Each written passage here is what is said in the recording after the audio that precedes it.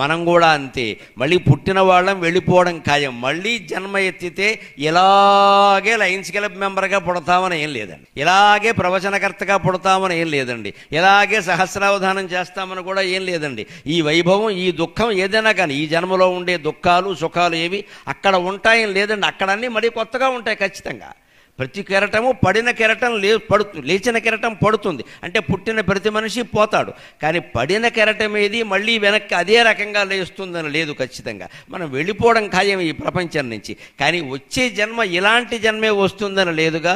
ఇప్పుడు ఏదో అదృష్టవశాత్తు మనుషులుగా పుట్టాం, అన్నానికి వస్త్రానికి లోటు లేని కుటుంబంలో పుట్టాం, ఎంత అదృష్టం అండి. ఆ అన్న వస్త్రాలు లేక ఎంతమంది బాధపడుతున్నారు లోకంలో, వాళ్ళకే కదా మీరందరూ సేవలు చేస్తూ ఉన్నది. అందుకని మళ్ళీ మనం సింహాలుగానే జన్మించాలి, ఎప్పటికీ సేవ చేసేవాళ్ళుగానే ఉండాలి. అంటే ఈ జరుగుతున్న సేవకి సాక్షిగా ఉండాలి. సింహాలుగానే బతకాలి, ఎన్ని జన్మలెత్తినా సింహాలుగానే ఉంటాయి.